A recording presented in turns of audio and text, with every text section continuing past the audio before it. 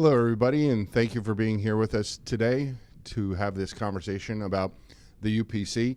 I'll introduce our guest here in a minute. This is the first live webinar from IP Watchdog Studios. So I appreciate all of you. You initially got a link sending you to Zoom, and then when Tobias was going to be in country and available to be here, we decided to do this live from the studio.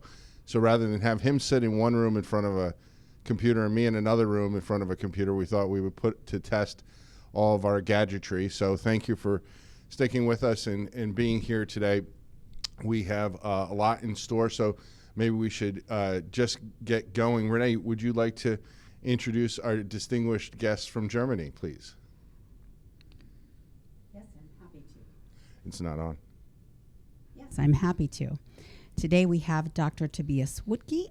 He is a partner and attorney at law with Bardehle Pagenberg, where he specializes in national and cross-border patent litigation. Influential rankings confirm his reputation as one of Germany's leading patent litigators.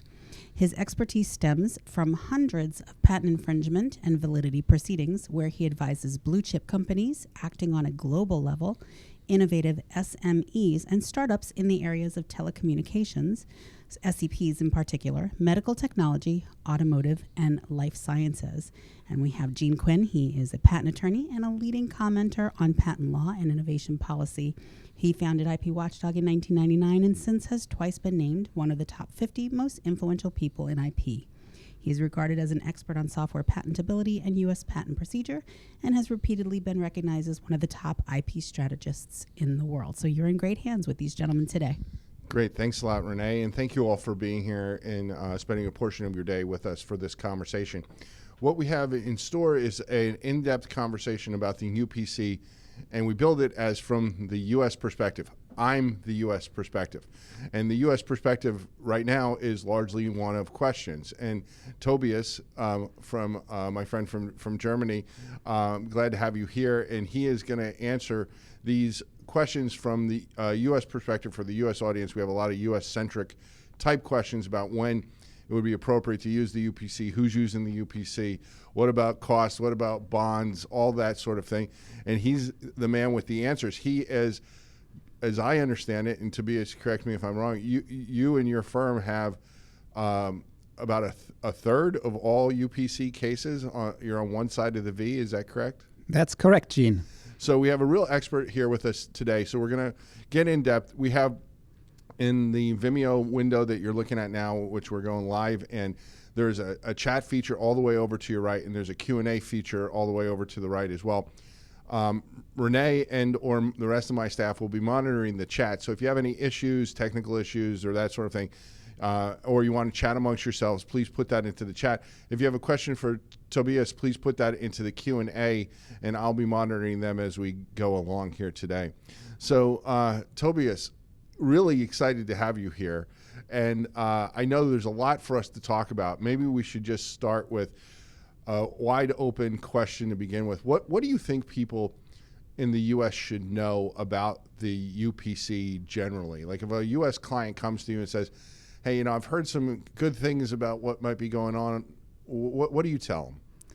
Yeah, that's the elevator pitch of the UPC. And first of all, I'm really grateful to be here. Thanks to Renee and Gene. And I'm looking forward to the discussion. And so what's the elevator pitch for the UPC? The two most important points are a pan-European injunction available within a year.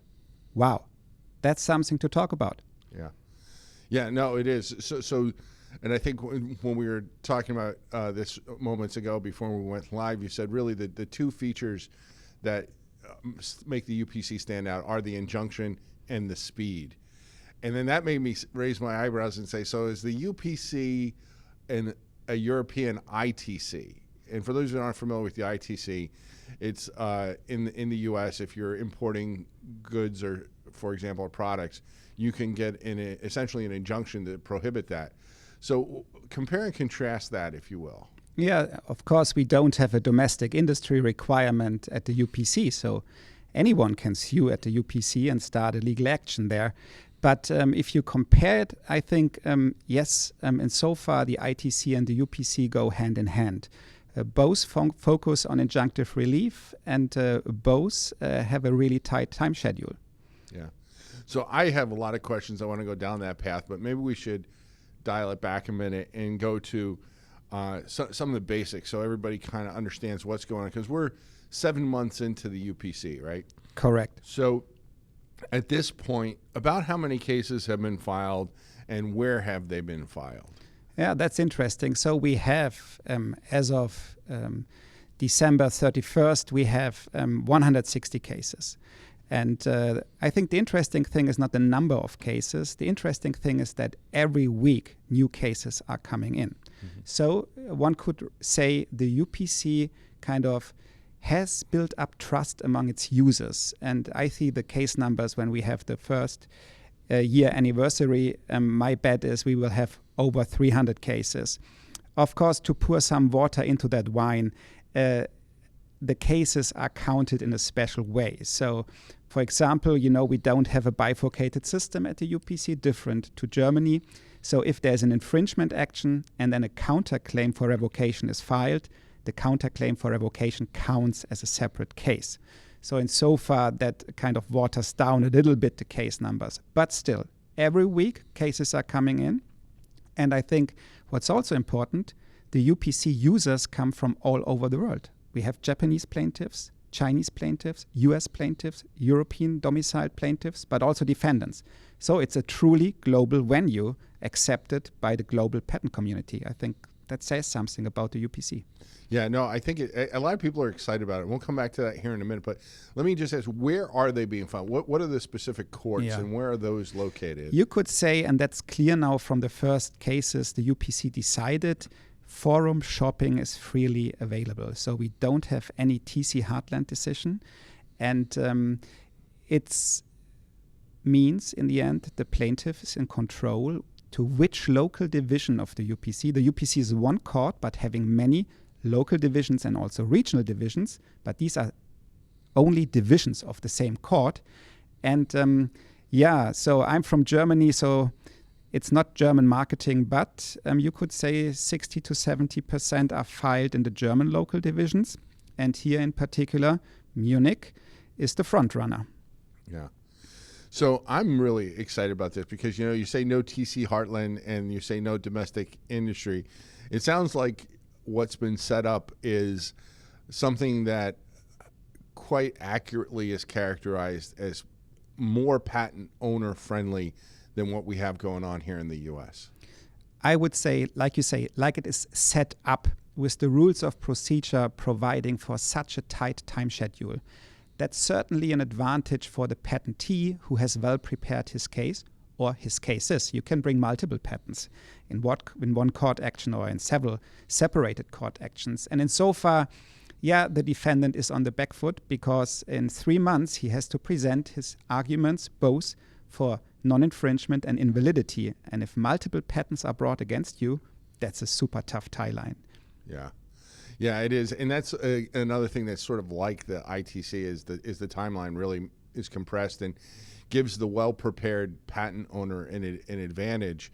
So what I've seen before I go too far down the comparison, I want a couple more housekeeping measures so we understand what it is that's really going on. About how many U.S. companies or patent owners are involved in cases at the UPC? Yeah, I would say at least in every second case is a case involved where U.S. companies are involved. So U.S. companies should be concerned about the UPC and U.S. companies use the UPC. So it's like 50%.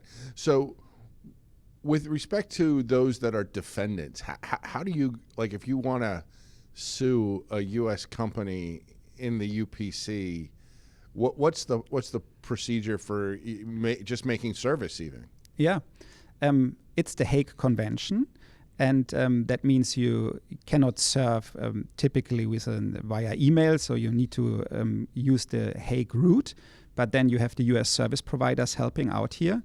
And you can say a US company needs to expect to be served within 4 to 8 weeks after the complaint was filed at the UPC.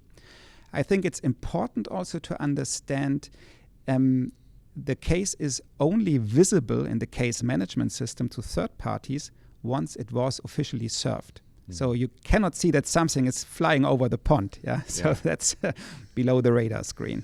Yeah, but I guess there's nothing that would prevent, like, because I know this goes on in the U.S. I know it does, because when I was a litigator, we used to do it. Now, maybe not so much in the patent space, but you file a suit. You have so many days to serve it.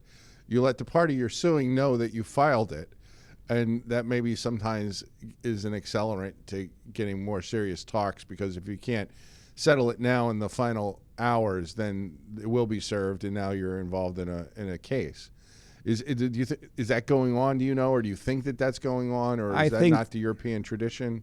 It is a European tradition. It's also sometimes a matter of fairness to give the defendant a choice, and a choice for an amicable solution early on.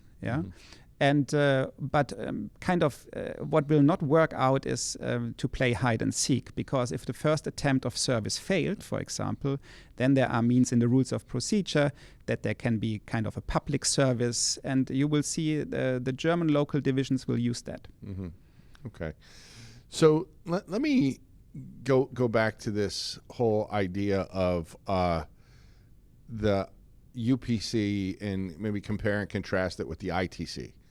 Because I think a lot of patent owners in the U.S. have kind of rightly figured out that if you can get into the ITC, that's the place where you have to go, and maybe not as the only, certainly not as the only avenue. You're increasingly seeing where finances will allow it, an ITC filing, maybe a German filing, maybe a Brazil filing, and of course you always file in the U.S. District Court. Even if the law is bad, the procedure is really good, you're going to get discovery. And then you leave open the opportunity for damages. But you see that real full court global press being applied for a lot of patent owners very successfully. And even against big defendants like Apple, eventually that full court press is the only way you can go, and the only way that Ericsson was successful, and others have maybe been somewhat successful in the SEP space doing that. Where does the UPC fit into that, what has become a global patent litigation dance? So it's I think it's right on the dance floor. It's one of the key protagonists, and it's, in my mind, it's a must-go forum, because if you compare it on a global level, it offers certain features that are only available at the UPC, and this is this pan-European injunction that you cover multiple territories. I mean, that's unique, and in such a time frame, that's also kind of unique. Yeah.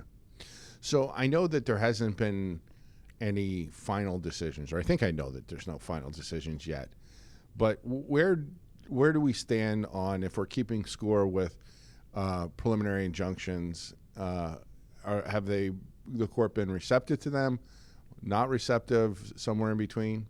So you could say quite a few preliminary injunctions have been filed, in particular in the context of trade shows. And here the preliminary injunctions were handed down by the UPC within days.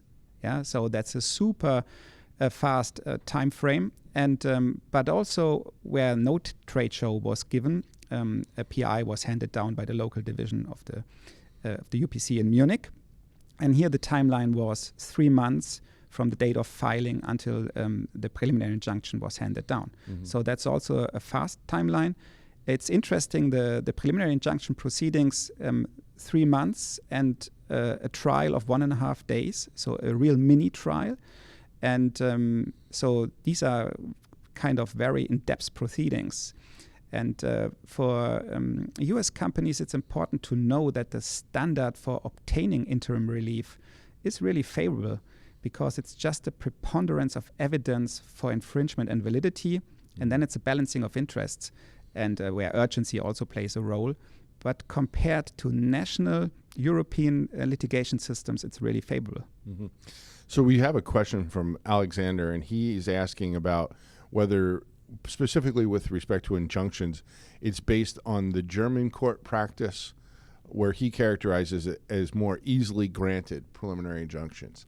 So you can agree or disagree whether Germany easily grants preliminary injunctions, but can you also maybe address, is this so far been more of a German PC, a German UPC, No. or is it a European UPC? Yeah, I mean, okay, if you look where the plaintiffs have filed the cases, and predominantly at the German local divisions of the UPC, you could say, oh, this is a German unified patent court. But that's not true, not even halfways. It's a truly European court. And UPC judges, they talk a lot amongst each other and make sure that they establish a harmonized practice. But going back to Alexander's question, I would say at the UPC, preliminary injunctions are even more readily available than in Germany. And if it's even more like a mixture of the German and the Dutch system. And yeah, we will see where that will take us. Uh-huh. So with the German system, as I think I understand it, there needs to be a bond or some kind of assurances up front placed in by the patent owner. What does the UPC look like that? What additional cost over and above filing and attorney's fees is a patent owner likely to be looking at in the short-term basis? Okay, so I mean, these are two issues in my mind. The first issue is, do you have to provide a bond to enforce a preliminary injunction? And there is discretion of the UPC to require a bond. But here you have to see the influences of various countries that established the UPC. And for example, in the Dutch national practice, the bond doesn't play a role.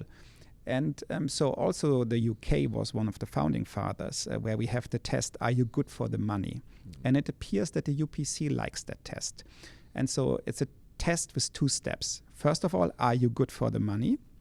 And the second question is, where are you domiciled?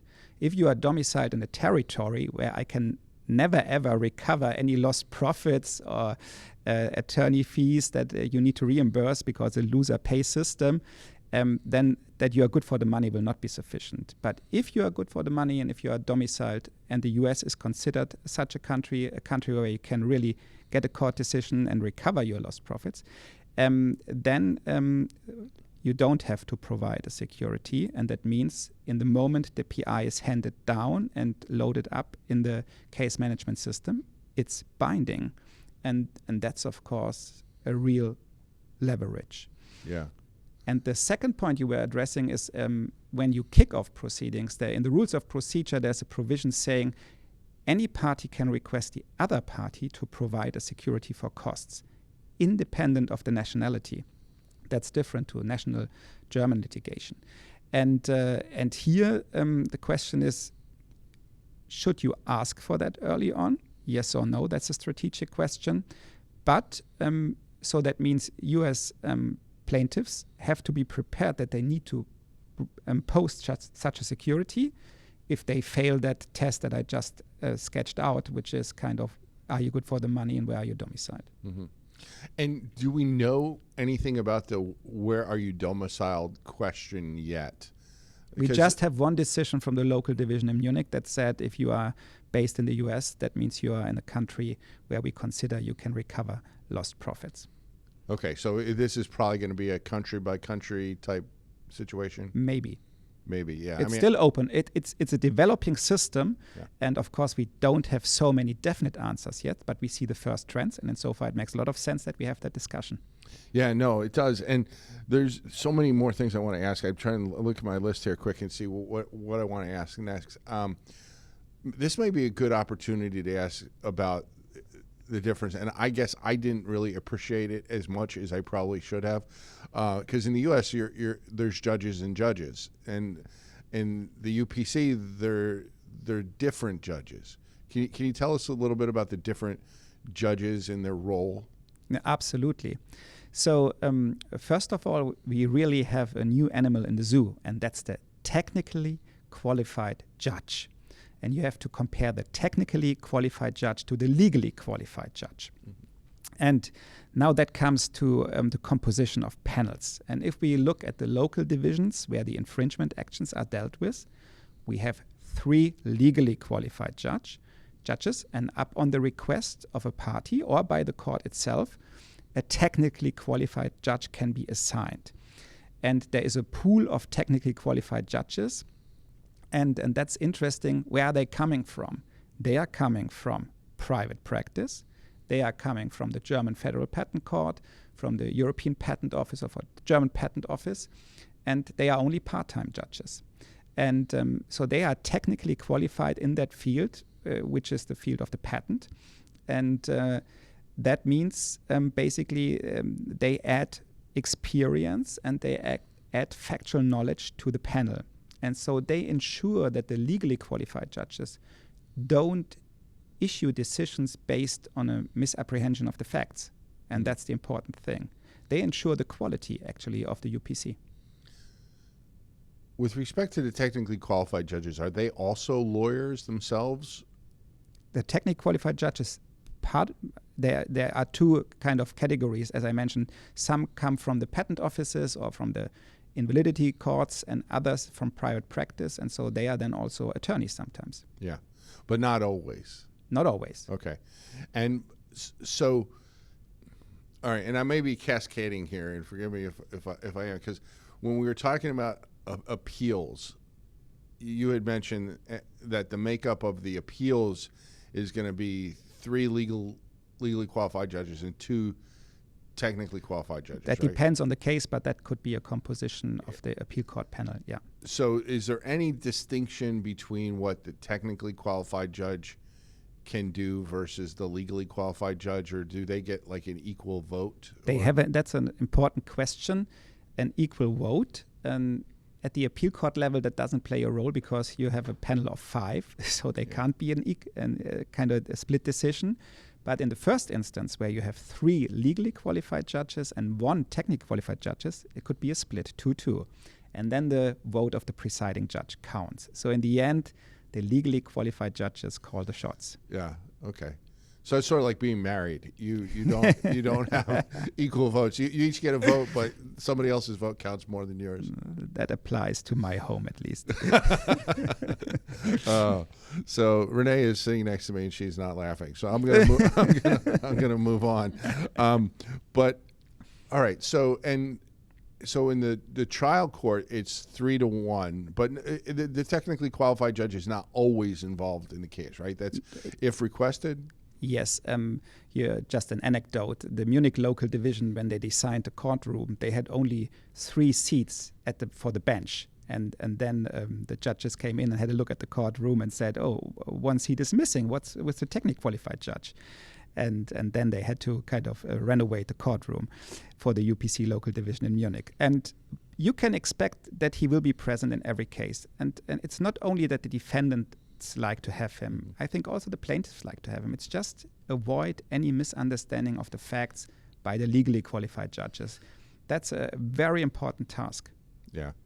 Yeah, I think so. I mean, if you really care about not only getting it right, but getting a decision that will stand the test of time, getting it right, I think, matters. Absolutely. And that's, I think, one prediction I make. We won't see crap cases filed at the UPC, no vexatious litigation. The UPC, when they hand down an injunction, it will be a well-reasoned injunction. Mm-hmm. So before I go back to my list, we have a couple questions here that I'd like to get to. And Charles asked, does the UPC award attorney's fees to the prevailing party? And I think we talked about that. That's why there may be a bond or assurance requirement up front in part? It's a loser pays system, and there basically you don't get the actual fees reimbursed, but a huge fraction of the actual fees. There are certain ceilings for recoverable fees for representation, and these ceilings are very generous compared to the national European systems, in particular the German system. The amount of the ceiling depends on the value of the action, and that's an interesting topic. So yes, there is fee reimbursement and loser pays, and the amount depends on the value of the action. Okay. So it's not an open checkbook. Not an open checkbook, and but there can be significant amounts. Of course, at least what I expect in many cases where we see settlements, that will then be part of the settlement deal. What happens to the cost reimbursement claims will just be part of the package. Right. Yeah. So we have another question here, and I don't know. Maybe you know the answer. Maybe you don't. But Ken asks about what would happen if you abandon one of the countries. So I guess if you get your patent, and let's say you just decide not to maintain it in Italy, for example, does that have any kind of negative repercussions elsewhere throughout the system and with respect to enforcement? No, it's a very easy rule. The decisions of the UPC pursuant to Article 34 of the agreement have effect in all countries where your patent is in effect on the day of the decision. Okay. So if you abandon Italy, so the decision will not apply to Italy. And as you know, we have two types of patents. The traditional European bundle patents and the unitary patents valid in 17 EU member states. And here, of course, that's the power of the unitary patent. The decision is enforceable and valid in 17 EU states. That raises an interesting question, because there's a number of folks that, and maybe just to throw out an industry so we're not just talking in generalities, pharma, one patent really matters sometimes, often, usually, almost always. If it's a blockbuster drug, you have one patent and you can't afford to lose that particular patent, or maybe that particular claim, that claim that really captures what the government agencies have allowed you to actually sell. And then on the other end of the spectrum, maybe you have SEPs, for example, not the only example, but they have portfolios of tens of thousands of patents that apply to 5G, 6G, all the way, even 2G patents are still being licensed today.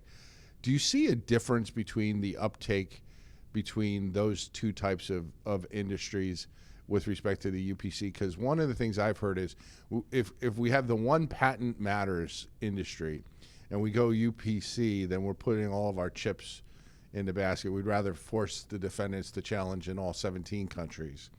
Whereas maybe if it's a smartphone related or telecommunications related, we're willing to go and put our chips in the UPC bucket. Okay, let me address this question. First of all, we could say in many cases in the SEP world, the patent owners have a big portfolio, multiple patents, and so multiple options. If they lose one, it doesn't matter too much because the family is simply too big. And insofar, we already have SEP filings at the UPC, and I expect many more to come. A lot, of course, will then depend on the friend case law we will see from the UPC. Addressing your pharma question, also pharma companies have embraced the new system. I think that's important. And of course, a well-advised pharma company does not have a single patent, but an open patent family with multiple divisionals, and can then kind of do both. Yeah, I mean, and that's the trick. You can still have your national patents. You can have a bundle patent for a divisional, and for the parent you choose for the unitary patent. So in the end, you have a big playing field with many options. And in so far, there's also an availability or an avenue for the pharma companies to use the UPC. That's interesting to hear, because I know what you're saying. Obviously, if you have a pharmaceutical of any value in a company with any legal knowledge, you have to keep these things open, and you keep them open for every last day that the patent could have a single day of life. But not every drug is Humira. Yeah. So I wonder, is there a difference between those? And well, maybe I should even take a step back. When you opt in, do you have to opt in for your whole portfolio, or are you opting in patent by patent? And what impact does that have on pharmaceutical companies or biotech companies? Because everybody thinks that there's going to be the next Humira. Okay, when in of fact course. we've had exactly one Humira, and we have a handful of contenders, but they're pretty far back. That's true. So first of all, I think it's super important to understand, as of June 1, 2023, you are in the system with your portfolio. The only option you had is to opt it out. And if you had done so, then the question is, do you withdraw the opt-out? So, but the system, the structure of the system is you are in as of June 1st. I think that's super important for the perception. And the question is, why would you opt out? And of course, again, that's important to understand. The UPC allows for a central revocation action at any point in time for everyone. And even different companies could file different central revocation actions. So the patent can be really under attack. And we have seen now the first case where one defendant filed in the infringement action the counterclaim for revocation, and then founded a new group company, and that company then filed a central revocation action. And the question is, why would you do that? And the answer is to get two bites at the apple. But also two different timelines, because the central revocation actions, they are even quicker than the infringement actions. So we will see the decisions then on validity within a year. But this still seems like with the UPC, as you were just answering the question, the thing that jumped into my mind, I was sort of on the fence about, do I want to, if I was a chief IP or general counsel, would I want to put all my chips in the middle? I understand there's a lot of great benefits, and I think that they're significant. But the one thing that just came to mind when you were saying that is, it would seem like there's also going to be a limited number of challenges. So if I have, because one of the things that you see here in the U.S. at least, if a patent owner has got a portfolio and they're starting to challenge companies, then that company's going to challenge the validity, then that company's going to challenge the validity, et cetera, et cetera, et cetera. And if you could do that like times 17 or times, all the countries in Europe, the patent owner just can't withstand those types of things. Is this an opportunity for the patent owner who is really under siege to maybe cut down the number of challenges in all these disparate places if the law is going to apply across 17 countries? Yeah. So first of all, of course, the patent owner can decide to abandon the patent, but he won't do so easily. And also, I would say, it sounds kind of frightening, so many attacks. But are these really new attacks? Or isn't it like in the first attack we have seen the majority of the prior art, and then incremental new prior art comes up, and what are the odds of those challenges to prevail? So, that applies to all continental European invalidation systems. You can invalidate, everyone can invalidate as often as he wishes, but the chances of success are minimal. And so far, I think the patent owners shouldn't be too concerned about that scenario. And also, there's the cost reimbursement. Plus, what do you create? Do you really start lightly a central revocation action? First of all, there will be then the counter action for infringement, point one. Second, you produce a gold-plated patent. That's you produce the strongest patent, a patent where the UPC accepted the validity and is likely to uphold that decision unless you present really good new prior art. So, and that's the thing. I know everyone opted out, or many patents were opted out, 2/3 of the granted patents. But was there really such a high threat of a standalone central revocation action? I don't think so. Well, but even if there was, that if they survived, then surviving that would have enormously positive consequences, right? Absolutely. And what we've seen for the time being. So what is the validity test at the UPC? The UPC kind of uses the same language like the European Patent Office. So for support, direct and unambiguous support. And they use for obviousness the problem solution approach, could-would test. But the application, what we've seen so far, is much more patentee friendly, at least for the support question, than at the EPO. So is it really a superb forum to challenge patents, the UPC? Yeah. Be careful what you wish for. Right, and that brings up another question, that there's a lot of people that believe, rightly or wrongly, you can tell me what your view is, that the UPC is a patent-friendly tribunal. Now, it's across the board. There's that perception. There's a lot of different players, so you never know for sure.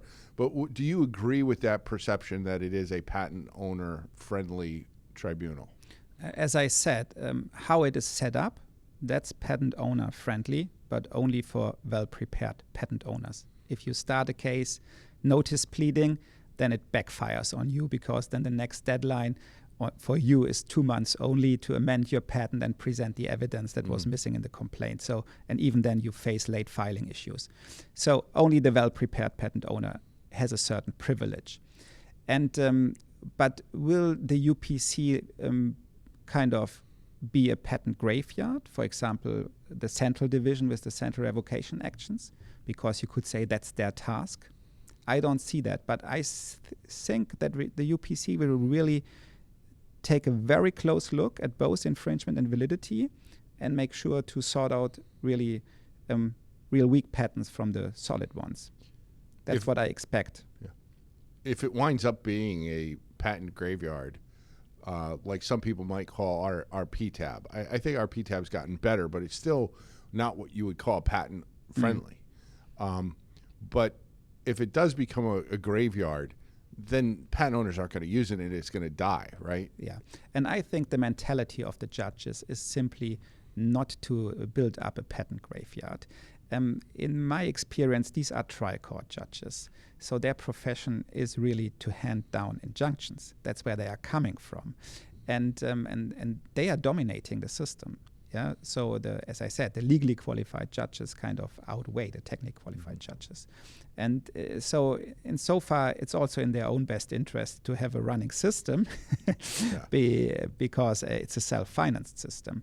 And so, again, I think it will be it's set up from a structural point of view patentee friendly for the well-prepared, but it will be a balanced case law we see. And also we have seen the first preliminary injunctions, but we have also seen more preliminary injunctions denied, the application for preliminary injunctions, than granted.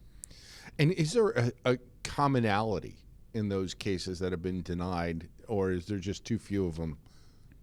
I think that's too early to see what the commonality is. Those that have been granted for the time being, one could say that the infringement was straightforward and that there were also kind of certain other indications why the patent is valid. And so insofar, like good cases produce good law. So yeah, bad cases produce bad law. It's interesting how that always seems to work out. So if you're a patent owner and you think you're going to go to the UPC and wave some magic wand, that's not the experience so far. No, I would even see that these cases end up in the traditional national systems where you could anticipate. And what is the reason? Because the UPC judges, they were kind of very experienced trial court judges in the national systems. So you don't talk to inexperienced people. You talk to patent mavens, to super professional judges, and you don't teach them a new trick so lightly, and you won't get a superficial decision. And what was, in the cases I handled so far, the hearings, these were really the best hearings I ever attended. All of the judges had really carefully read the file, and all of them asked questions. All of them were super well prepared. This was really, and they asked the right questions. And many, many questions, put you on the spot, really test what you are saying. And insofar, that's a well-prepared, superb panel. And insofar, if you have a case where you say, ooh, I don't know if this flies, likely you bring that to the national courts. That's a question that we have here from one of the folks who is listening, is how often do you see plaintiffs initiate a UPC case and a German infringement case, for example? And maybe I should back up and say, can you do both? Can you do both? And the answer is, yes, you can. There is no case law, but it's clear many voices of the UPC judges are there, that you could even bring a case based on a European bundle patent where you carve out for example, the German national part of that EP bundle patent, and you assert the German national part at the German national courts and the remaining EP bundle patent at the UPC. And why is that feasible? Because, we have that principle, ne ultra petita, the court can only decide upon the case the plaintiff brought. And if the plaintiff says, this is what I bring to you, then the UPC cannot issue a decision for Germany if the German national part is not within the requests of the plaintiff. So the answer is yes, you can. But the second question is, why should you do it? Or and I would have an answer for that. Well, go ahead. I mean, that's kind of a patent litigator's answer.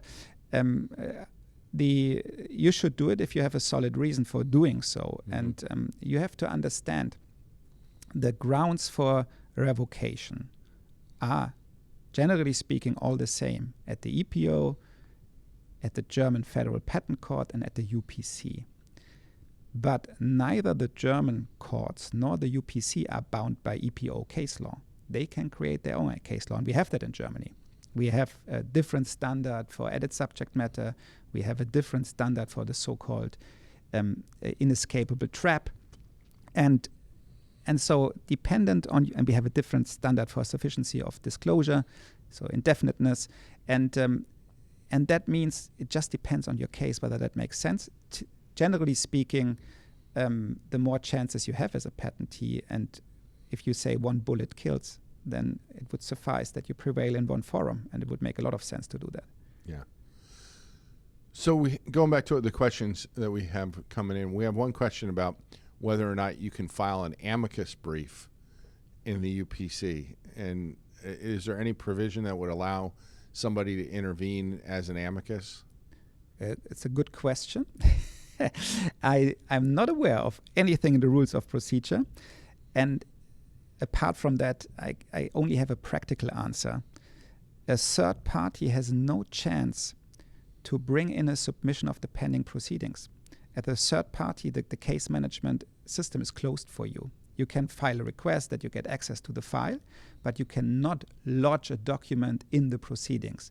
So alone for that reason, it's difficult. Of course, you could file something to the registry and say, look, I know these proceedings are pending. Mm-hmm. This is my opinion. And maybe the registry would forward that letter to the UPC. Hopefully, I have not overlooked the provision in the rules of procedure, but I'm pretty sure that there is nothing in it for amicus curiae briefs. Yeah. And that may be a good thing.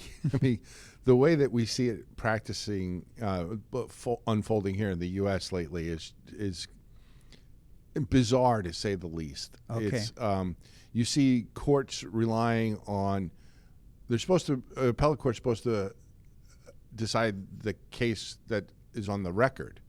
And you see amicus briefs submitting evidence that was never considered. And then the worst is when the appellate court relies on that evidence. And we're seeing that in the U.S. Even at the Supreme Court, the New York Times has done a review to say that it's shocking how often the Supreme Court relies on amicus briefs for facts. That's interesting. It's a real interesting thing because we have the principle of party pleading. So there's no ex officio principle at the UPC.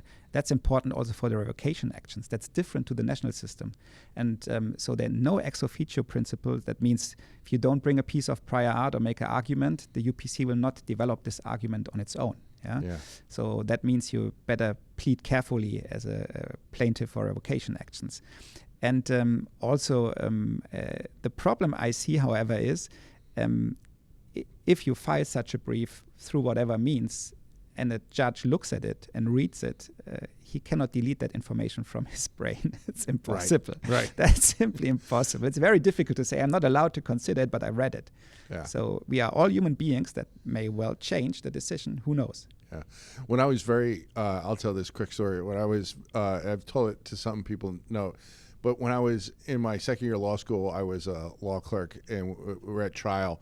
And we had won 10 out of 10 motions in limine on evidence right before the case started. Something happened during the case where the other side brought up something or really started to bring up something that had been ruled out of bounds. And I don't think it was nefarious. I think it was, they had lost all the motions, so they had almost no evidence to submit, right? So they bring this up and we object, and it was right before lunch, and so the judge let the jury go, and we're arguing about this. And the lead counsel on our side said, well, I'd like a cautionary instruction to the jury. And the judge looked at him, a federal district court judge, and said, you want me to give the pink polka dotted elephant instruction? And he's like, what do you mean? He said, if I tell them not to think about a pink polka dotted elephant, there's only one thing that they could possibly think about. It's a pink polka dotted elephant. So he said, you take lunch to decide whether or not you want me to issue the instruction. I'll do it if you want. And we come back and we decided, no. So he stands up and says, no, we don't want you to do that. He said, oh, I knew that. Right? I mean, because you can't unsee, you can't unhear. And I'm sure everybody that's listening to this right now is thinking of a pink polka dotted elephant. The one that I'm thinking about in the moment is the one from Rudolph the Red-Nosed Reindeer, on the Island of Misfit Toys. You can't, it predominates. That's the problem with amicus briefs. And we had that here even fairly recently at the Supreme Court, where it wasn't a patent case, it was the Obamacare case. And Justice Sonia Sotomayor brought something up that had only appeared in the newspaper. It wasn't even an amicus brief, only appeared in the newspaper that morning of oral arguments. And the newspaper was wrong. It was the New York Times, I think, and they had got something wrong. And I think it wasn't so much wrong as it was grammatically edited poorly. So something that probably would have been right if it was grammatical was incorrect. And that's a problem. That's a real problem. So that's not something that you deal with. Not yet, but Not yet. Betty trends that you've seen in the US eventually pop up in Europe. So we will see how that plays out. Yeah. Well, hopefully the judges will be a little bit more strict on that in Europe. I have a suspicion that they are. And one of the things that we wanted to talk about were SEP cases, because I think I know in Germany, many of the judges they're fed up with the gamesmanship that goes on in these SEP cases. Probably on both sides, not any one particular side. So you mentioned that there have been SEP cases brought at the UPC. So then the next question is, what do you suppose is going to become of that body of law? Are we going to see what I think a lot of us would think would be extreme FRAND decisions? We were just talking about one recently that we published an article on, and we've seen them also from the UK setting worldwide rates, and now we have China setting worldwide rates, and the SEP area is just a mess. So what is the UPC contribution going to be to this dumpster fire? First of all, there is this draft SEP regulation. Right. That may be a game changer. We don't know yet, but still that's on the horizon. So, but now talk about the UPC until that SEP regulation comes or will not come. First of all, we have to accept we don't have UK judges at the UPC. So we have no judge coming from a legal culture which sets global FRAND rates or FRAND rates at all. The Dutch courts and the German courts have always avoided to set any FRAND rates. They always said that's the task of the parties. They only say, we know what is not FRAND, and it's a behavior-based approach. So that's very important. So likely, because at the appeal court stage of the UPC, we have judges who are kind of the authors of the very prominent Dutch and German FRAND decisions, and that's Ms. Rombach and Ms. Kalden. And so we likely see the same case law that we've seen in Germany and the Netherlands. That's at least my prediction. Following kind of the FRAND dance that the Court of Justice for the European Union has provided for in this Huawei versus ZTE decisions, but that's only setting out kind of cornerstones, and you have to fill the gaps between the stones. And every country has done that a little bit differently. So, I expect an SEP owner-friendly FRAND case law, and hold-out tactics will not be accepted. For example, hide-and-seek games with service might be that you lose the FRAND defense right away. Filing an anti-suit injunction is something where you lose the FRAND defense, or likely lose it. So I think that the UPC will be tough on implementers kind of to act swiftly within that friend dance. So that's my personal view, of course. That's not... Yeah. I'm surprised that hasn't happened already more often across the world. And maybe I'll speak just specifically in the U.S. When I grew up as a litigator, the judges were clearly in control of the courtroom. They were in control of chambers. They were in control of what you filed and what and there was zero tolerance for the craziness that we see sometimes. Now, you're always posturing, right? You're trying to make the argument the best that you can and use the procedure to your advantage and use the rules to your advantage. But some of these, like the hide and seek stuff and there's been one major company that's submitted a filing at the ITC, or they said it during an oral argument or something. It's on the record in an ITC case that we will never license this until the U.S. Supreme Court tells us we have to. Well, that doesn't strike me as being a willing licensee. These kinds of games I don't think they have any place in the legal system, and I am afraid that too many judges have allowed it to go on for too long.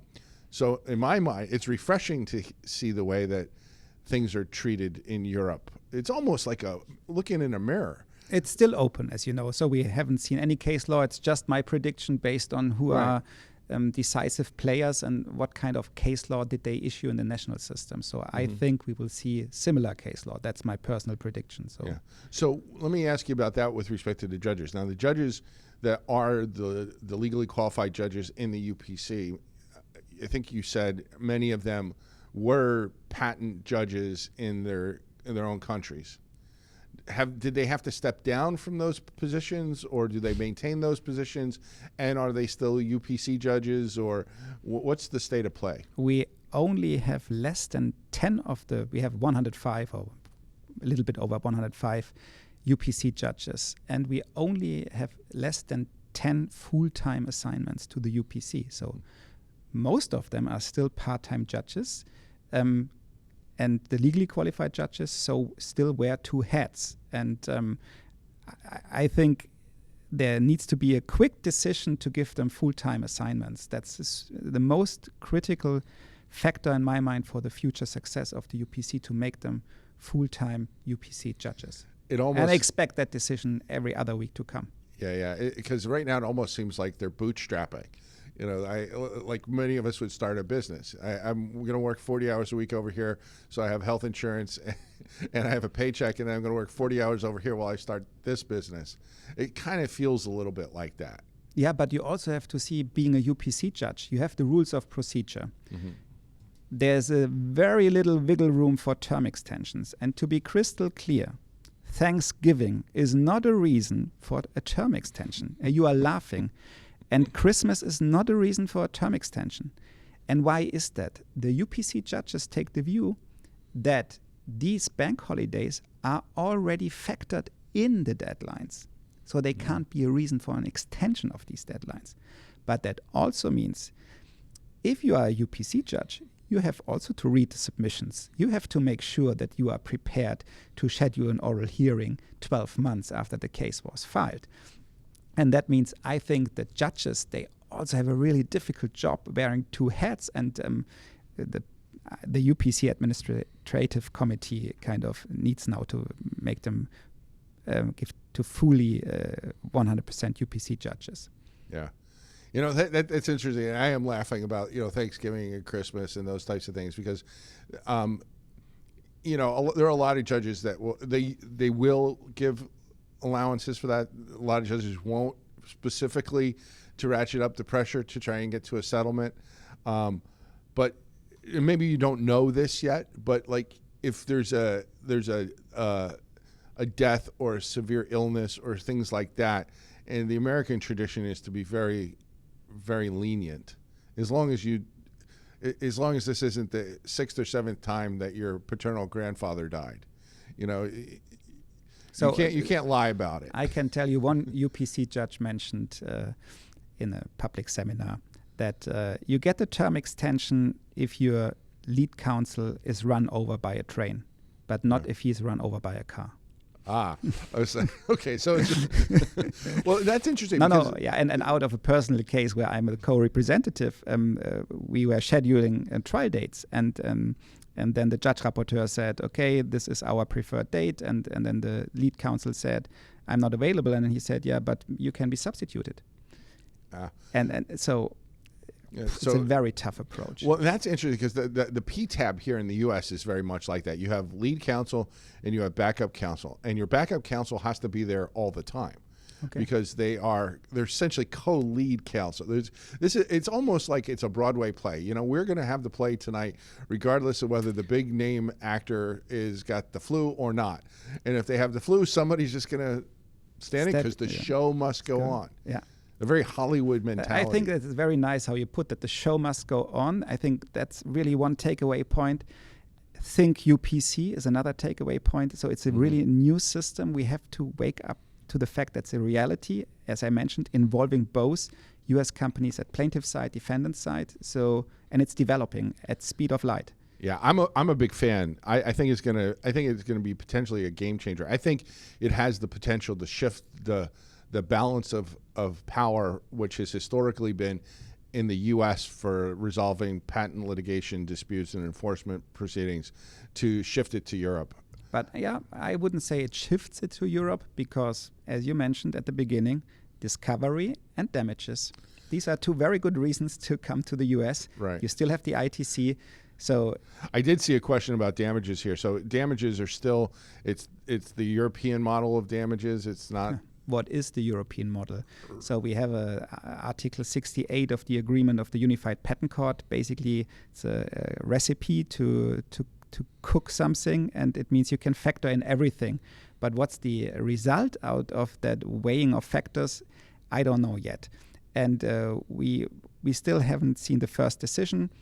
And I just can tell you we have continental European judges with that legal background. They have never learned in law school that lost profits are easy to prove. So in my mind, these are human beings. They will kind of issue the case law based on their legal cultures, and that means we will never see US-style damage awards. Yeah. In particular because the UK is out. Yeah. So one more question about the technically qualified judges versus the legally qualified judges. I believe I understand that all of the technically qualified judges are part-time? Yeah. That's correct. Okay. And then based on what you just said, it sounds like most of the legally qualified judges are also part-time. Still, yes. Okay. But they will be upgraded. Yeah, I think that's probably on one of the first orders of business here. So I'm looking at the clock, and we're winding down, and I could go on talking about this all day. But what I'd like to try and do is maybe in rapid fire get to a couple of questions before I give you the floor to wrap up with your final thoughts. And if you don't have enough knowledge yet to answer these questions, that's fine, because there's haven't been a lot of cases. We have Tim asks about generally how many cases are going to settle, like what percentage have settled, what percentage are likely to settle. Do you have any feel for that yet, or is it just too early? Too early. Okay. Charles asks, can non-European lawyers practice before the UPC? No, you have to be a lawyer that is registered in one of the UPC member states. Okay. Jason asks about the UPC registry, uses case numbers and separately uses orders and decisions. The registry makes it difficult to put together a picture of the docket. Do you have any tips for using the registry? No, the registry is aware of that to a certain extent, and they are trying to improve it every day. But still, it's fair to say the case numbers and the whole case management, that's a huge burden for not only the judges, for us as attorneys, and also for third parties, because they don't get a clear picture. So I can only kind of underline, and say, that's a true assessment. But on the website of the Unified Patent Court, you get good information, and there are also other links where you get really good information. So, but they know about it and they're working on it, presumably? They are working on it. Also on transparency, on statistics, so that will improve. Okay, very good. You know, you're the only person I've ever said rapid fire and has listened to me and given me rapid fire. So let's try and get in one last question before I turn it over to you, even though it just flipped to the hour, because I failed to mention NPEs. Are NPEs allowed to participate in the UPC? And if so, is there any different treatment of an NPE? Okay, so first of all, an NPE, that's a broad notion. Yeah. What is an NPE? And but the answer is I don't expect a different treatment. The only area where I could see a certain difference is when it comes to preliminary injunctions, and typically NPEs don't apply for preliminary injunctions. Here you could say in the weighing of factors that maybe it's a little bit more difficult for them to obtain interim relief, but that's open. There's no case law entertaining that, but that's the only area where I could see a difference. And maybe if they are not well funded, then it could be that they have to provide security for costs early on, so they should factor that in. Yeah. Okay. Well, I'm out of questions, and our audience is too. But I want to give you the opportunity to wrap up. In summary, if what do you think the U.S. audience, and that's probably about 2/3 of our audience, maybe 70% of our audience is in the U.S. What do you suppose U.S. patent owners should know and be thinking about with respect to the UPC? Yeah, I think first of all, they should embrace that new system. They should closely cover the developments and follow the developments that are ongoing, and they should, be prepared to bring actions at the UPC. It's a good forum, but they should not do kind of reckless notice pleading cases, so they should really well prepare their cases, prepare, and then use the UPC. Okay, great. We have one last question here from Ralph about rough costs. Is there any way that you can estimate how much this is going to cost? You have to see every cost estimate is for a short period of time, because it's the first instance is 12 months. Mm-hmm. Yeah, and so that's a condensed cost estimate, and I would say it's the costs are 1/5 of U.S. litigation. Yeah, for the first instance. Okay, well, but still much more expensive than national litigation. Yeah, because you can't really know costs unless you know what the patent. I mean, because if you have a method of walking a dog with using an umbrella with a leash, that patent is worth one thing. The patent that's going to send the men and women to Mars, that's worth a different thing. And but about 20% of U.S. costs, that's probably a sliding scale across the board that would work. Okay, good. So Renee, maybe you can put up the final screen while we go out.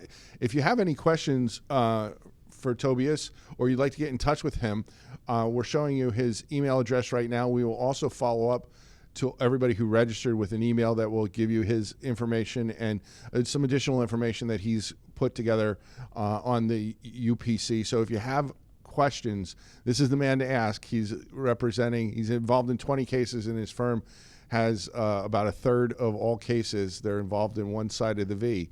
So Tobias, really thrilled to have you here with us, and glad you could be the first person live from our studio. Thank you. Thank you, Jeet. It was a great pleasure talking to you, and I hope we do that again next year. Yeah, no, absolutely. And thank you all for being here. And that's all we have for today. So bye for now, everyone.